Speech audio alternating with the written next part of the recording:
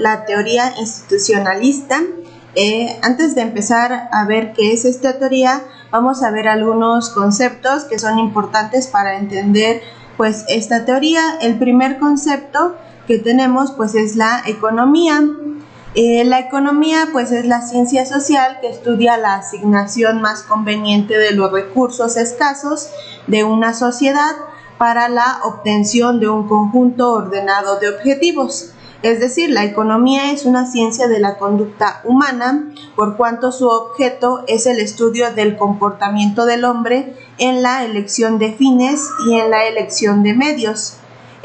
Toda actividad humana que modifique el conjunto de medios útiles y escasos a disposición de un sujeto, ya sea un individuo o grupo social, para los fines de la vida, se denomina pues actividad económica. Otro concepto importante es la política económica. Esta pues es una disciplina científica que estudia la actividad del Estado. Su objeto es el aspecto político de la actividad económica del Estado, que se manifiesta pues mediante la protección de los derechos en las relaciones económicas privadas, garantizando pues así su pleno ejercicio y defendiéndolos pues contra los abusos y ataques. Y número 2, pues la promoción de los intereses en las actividades económicas privadas, orientándolas pues hacia los fines sociales, asistiéndolas y fomentándolas en sus deficiencias, constituyéndolas cuando así lo exija el bien común. A esto se refiere con la política económica. Ahora vamos a ver otro concepto que es el mercado. Pues las familias, que son las unidades de consumo, y las empresas, que son las unidades de producción, pues constituyen las células del organismo económico. Ellas pues se ponen en contacto en el mercado, el cual representa el tejido conjuntivo del organismo económico. En el mercado pues concurren unidades económicas que ofrecen bienes y servicios y unidades económicas que demandan bienes y servicios. Se efectúan los cambios y se establecen por un lado los precios y por otro los distintos ingresos.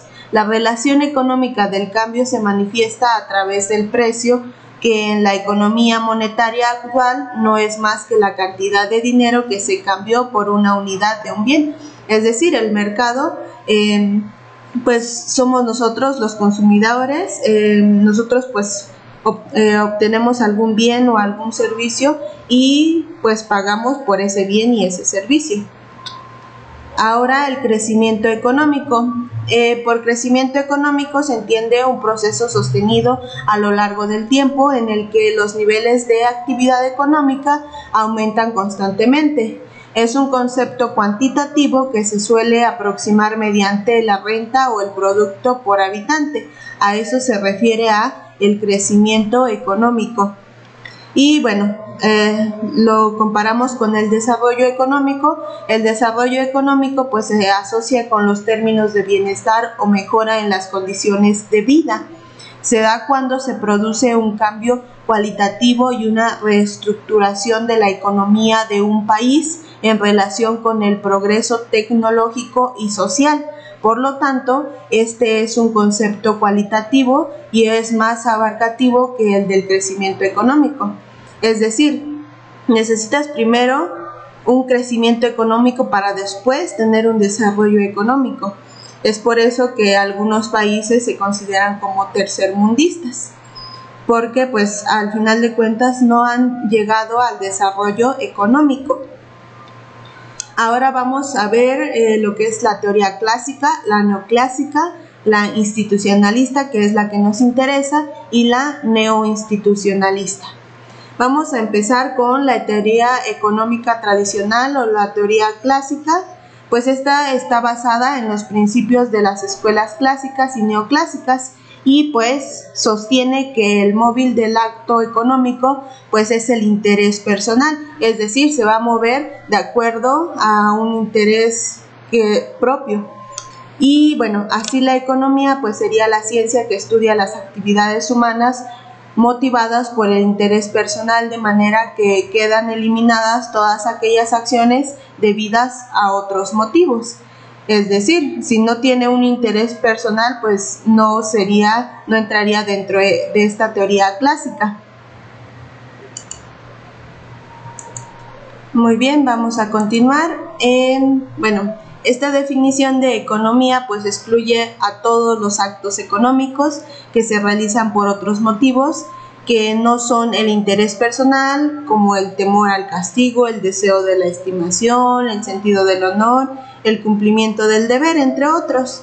Y pues consideran que el objeto de la ciencia económica es una parte de la realidad, un comportamiento de la vida social, un sector determinado de las actividades humanas, y el sector económico que no posee conexión con otros sectores, como puede ser el jurídico, el político, el ético, entre otros sectores.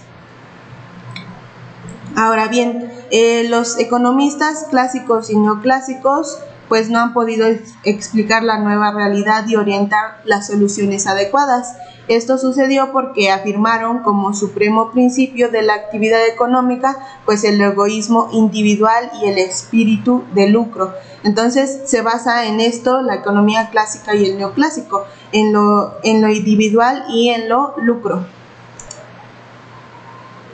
Y pues por el contrario, la escuela institucionalista pues considera que las actividades económicas no se desarrollan en un vacío social, sino que se cumplen en el seno de una determinada sociedad, caracterizada por una población, una cultura y por un marco de instituciones jurídicas y políticas propias, todo lo cual está regido por una autoridad pública que coordina las actividades de los individuos y grupos. Es decir, que no ven a la riqueza como una meta en sí misma, sino como un instrumento para los fines humanos.